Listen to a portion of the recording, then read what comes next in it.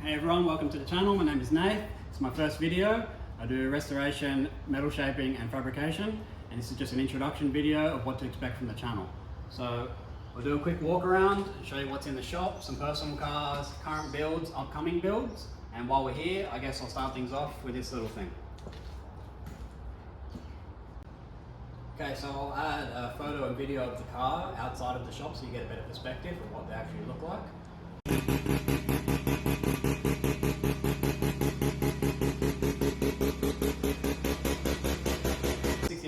1000 with a 30mm Bridgeport and 5-speed, and it's got custom rails front to back, coilovers. I put front towers in it from a 1200. These are originally transverse leaf. Rack and pinion, Hilux diff in the back, shortened to suit, little 13-inch Mark IIs. I sold the motor box setup out of it, and I'm currently building a 30mm Bridgeport but injected Series 4 motor with a 6-speed behind it. And this one's going to get a lot of updates with my current knowledge of stuff that I've done 8 years ago that I'm not really happy with. Okay, moving on to the Cosmo. It's an L10a Series 1, only 300 and something ever made, the first ever rotary.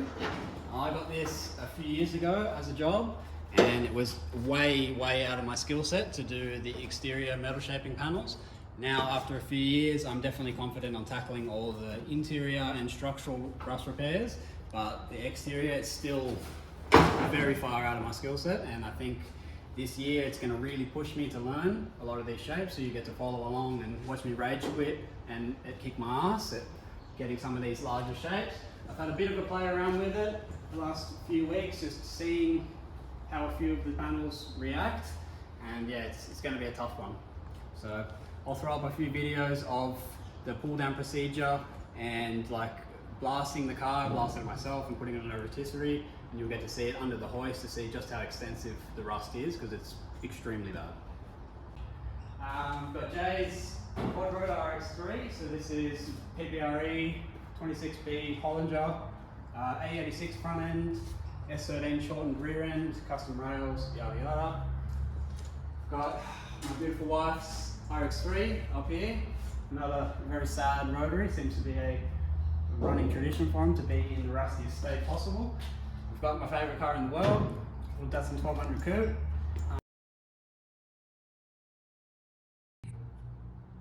Okay, so SR20V, 6-speed combo, shortened shifter location, flat firewall, tunnel, extensively shaved engine bay, all the mounting points and stuff are hidden. We've got flush radiator oil cooler combo, the lines are under the guards, little oil filter tucked up under there as well.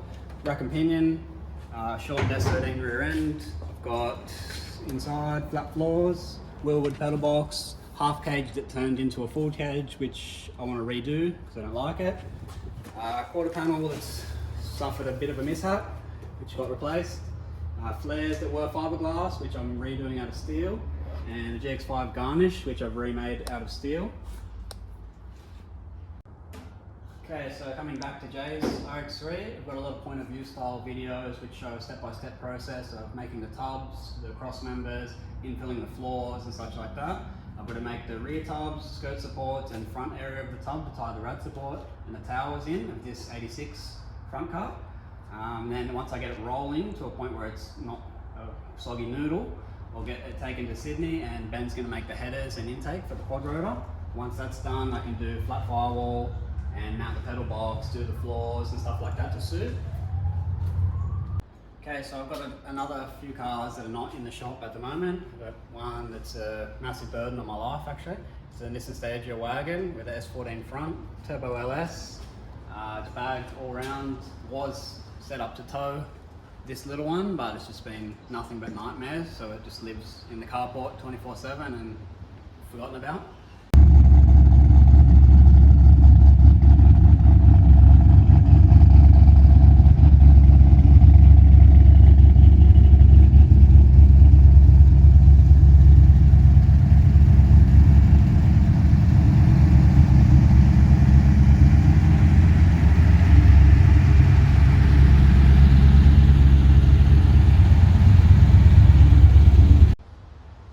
Okay, moving on to a brief look at some of the tools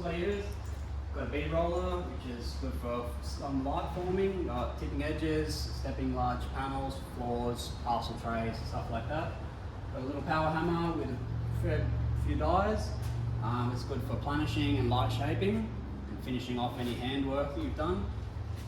Got a P3 Pull Max, which is I use for shearing. I've got a lot of custom dies for this. For say, if I want to make a body line on a door skin, for example, 1200 door skin, I've made the body line for a 1200 and the top edge for the chrome. You can run that through. If I wanted to make a taillight section, you make a die for some of the areas on that. Got a little 2 meter press brake that I've made out of 2 half-co 3-in-1 machines. Bit of a Frankenstein. I use a truck side lifter as the rams, and it seems to do the job. I make sills and stuff like that with it. Any small little 1mm jobs it's great for, and it costs me absolutely nothing to make. Moving back to the Cosmo, this is in an extremely sad state, and this is going to be one of the biggest projects I've ever taken on in my life. I took this car on a few years ago, and I didn't have the skill set to do any of the large panel shaping and stuff like that. I still don't have the skill set, so I'm going to be learning as we go in this video series. All the intricate multi-layer floor sections and inners and stuff I'm more than confident of doing, but it's the larger shaping panels that are really going to push me to learn this year. I'll throw up a few videos of the pull down procedure of how I got the car, re-blasting the car, and a full walkthrough video on the hoist, which will show you just how bad the car is. Like it's probably never seen a rustier car.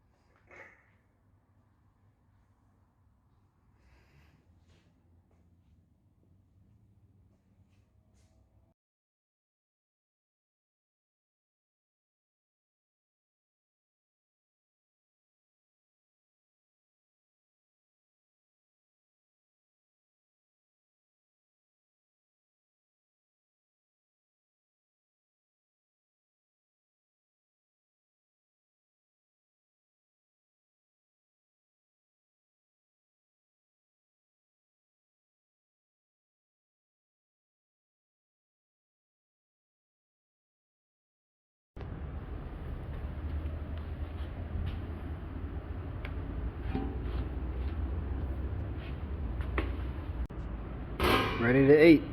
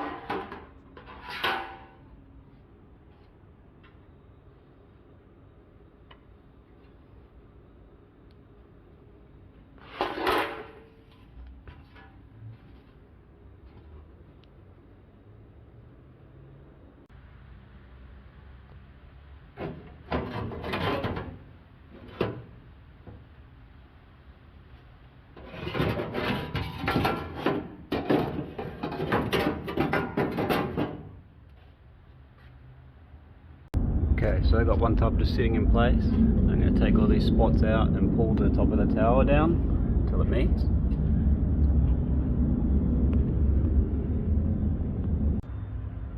Towers unpicked, take them to the bench and clean them up.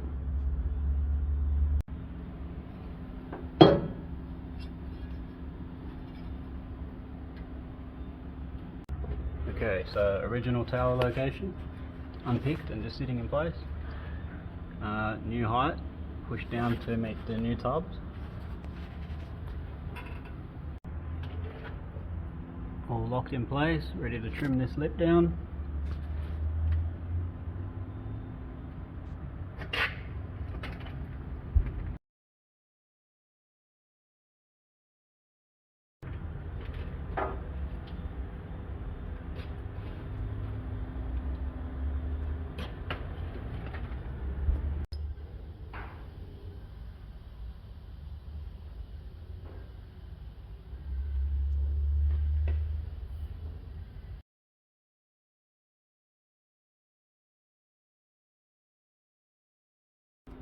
Okay, so most of the inner structure is trimmed out to suit. Just got to worry about trimming more of this outer.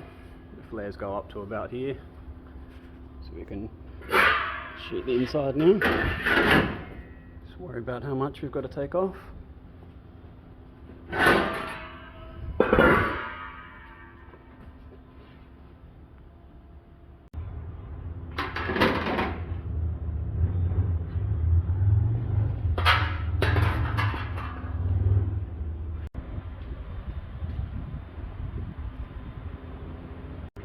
Ready to start trimming it a bit more, get some tacks on there. Once it's all tacked up, give it another planish and then keep going with it. Weld planish until it's all smooth, and should be ready to put back in the car.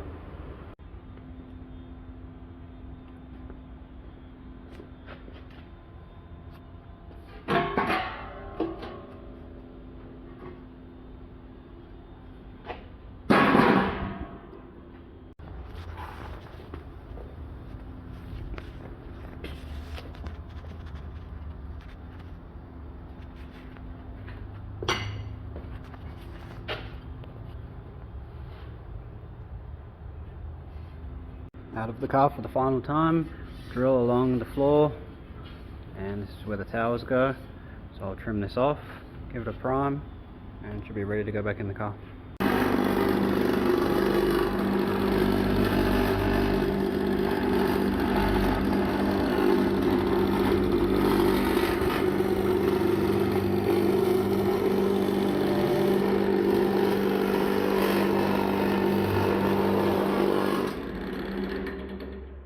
Hard to do one-handed, but you get the idea. This gives it the cut. Just dress this lip up a little bit, get rid of any wobblies before we give it a prime, so it's ready to go on. So for any overlapping areas, I'm going to be welding, spot welds or plug welds. Use this copper weld through. I find it welds nicer than the zinc version, and don't really put this anywhere else except for overlapped sealed areas that are going to be welded, because it's not durable like etch primer or epoxy. So you can just put it on something if you just want to quickly protect the bare metal. You can wipe it off with thinners, but it's not to go inside, seal areas and stuff like that. You got to actually use epoxy or etch primer in there. You can just dust some etch primer on any other areas that you want to protect before you're actually going to paint it properly with some 2K stuff. This is just single stage stuff that'll wipe off with thinners, nothing really durable. Before we can lock anything into place, we've got to address all this issue from where it was slapping around on the way here. So this is all super weak, the quarters can move really wherever they want, so try and square the car up. Bog dust, nothing makes more of a mess in the shop. The tub's tacked in place, it's held on here so I can do all the plugs along here. Floor end's about this height.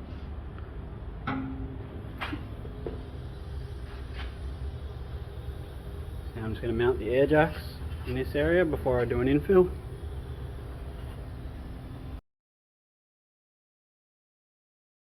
Should just be able to pop it down in here. And then we can brace up against the actual cradle mount and bring it back to the wheel well.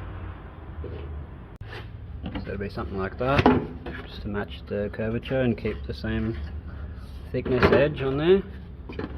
Just be able to sit it in and meet it up to the tub. The air jack somewhere around here, do some nice little braces up the pillar. Little infills.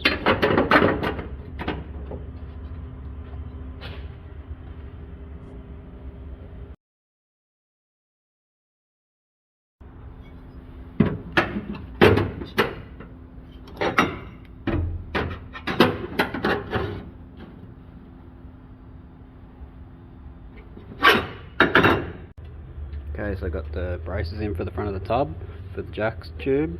Got the floor dropped down to the original rocker height, and we're just leaving the side of the inner door trims at the moment because we're probably going to trim it all out and then do like a nice 30mm border so that we can put an aluminium piece in there after we put the Lexan windows and the ducting and stuff like that. So the air jack tubes have got to run there, so we might have the lines running inside the door card yet. We're not actually sure how to go about this just yet. I'd like to replace the parcel tray as well, but we can't do that until the radiator arrives, so just wait at the moment.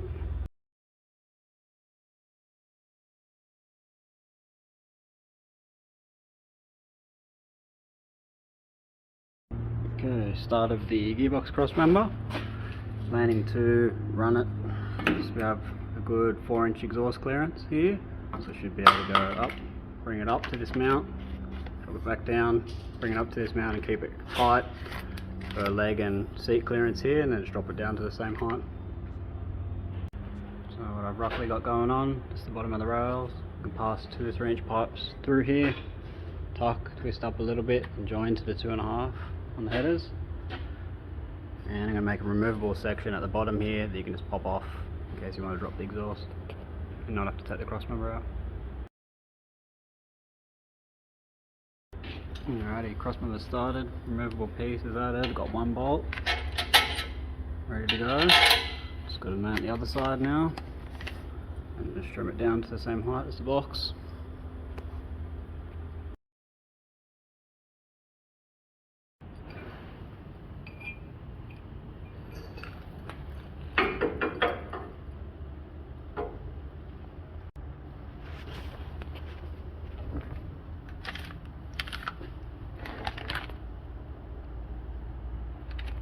I'm going to continue on J's on Monday and do the front air jacks and continue on with the crossmember, get that mounted to the rails.